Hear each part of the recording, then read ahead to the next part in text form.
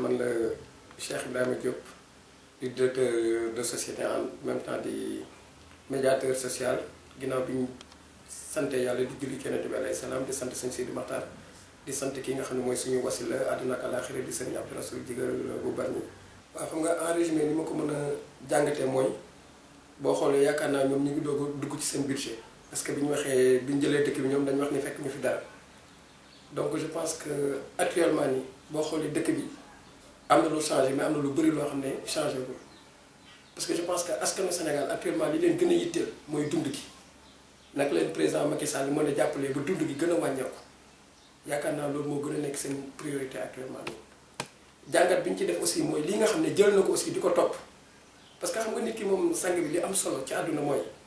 lépp loo fi def boo rendre ci compte boo rendre compte àdduna àllaaxira di nga fa rendre compte. donc man dama waxoon ni képp koo xam ne rek mën nga gérer les biens de l'État du Sénégal buñ la woowee buñ la woowul da nga ñëw rendre da nga war a ñëw rendre compte def ko sa aqulaay taala bu la leeree ni yow mës nga jël alal yoo xam ne yow moomoo ko xam nga ni moomoo ko nga delloo ko sëñ bi jàmm la ñooy bu la leeree de aussi nag mosoo jël benn alal boo xam ne Sénégal moo ko moom na la jaral sa bakkan parce que loolu si jàmm yàlla la bokk. waaw xam nga audit yi ñoom jël nañ ko mu nekk priorité aussi parce que xam nga boo xoolee aussi sénégalais ñoom ñoo demandé woon loolu parce que xam nga aussi audit c'est tout à fait normal.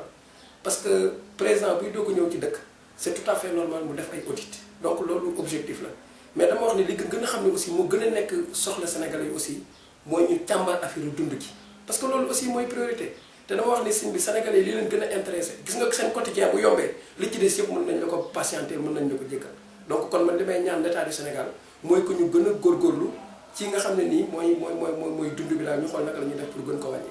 parce que li am importance mooy ñi nga xam ne ñoom la ñu war a auditer xam nañ seen bopp bu baax a baax ku ci mës a jël alalu dëkk bi xam nga sa bopp boo ko mësul jël aussi xam nga sa bopp donc man li ma leen di ñaan aussi mooy li xalif général des mourides waxoon rek lépp lu ñuy def nañ ko def ci yërmande yëf ko ci jub def ko ci dëgg ak tëddee njaaxanaay parce que loolu moom moo am solo ci àdduna parce que boo rendre compte fii ci àdduna yow man xëy am di nga fa rendre compte donc je pense que nag nga rendre compte fii ci àdduna moo gën a yomb te moo gën a facile fa la ñu jëm mu yow man xëy xam nga li ma ciy wax rek mooy natt du wees te man dama jàpp ne Cheikh Béthio li ko jël natt la te kenn nattablewul que ni même bu dee benn fan laq na ngërëmu nitu yàlla muy sëñ Saliou Mbacké kon dama koy ñaanal yàlla di ko ñaan sëñ Saliou nga xam ne bu dee benn fan mës na seral xolam sëñ Saliou defal ko intervention ci suñu borom mu teggal ko natt bi nga xam ne teg na ko ndax suñu borom rek moo ko ñu mën a génne actuellement kon ñi ngi ñaan yàlla ci barke alxuraan yàlla na ko yàlla teggil natt bi nga xam ne dal na ko ci barke Seydina Muhammad alayhi salaam. waaw xam nga cheikh yi mës nañu am defal parce que xam nga ci bi ñu toll ci inondation yi waa Télé Futurs Médias ak waa SNTV dañu woote woon ki nga xam ne mooy porte-parole xalifa général des mourides di sëñ Cheikh Thioro Mbacké pour di ko ñaan mu am ñu mu leen boolee pour ñu jàppale leen ci mbënd bi ci la leen sëñ bi booleeg man bi ñu ñëwee ñu waxtaan ma jël ay parcelles defal leen ko addiya yonente bi alayhi salaam Cheikh Yérim xam nga mosuma gis mu bind ci man lu doy waar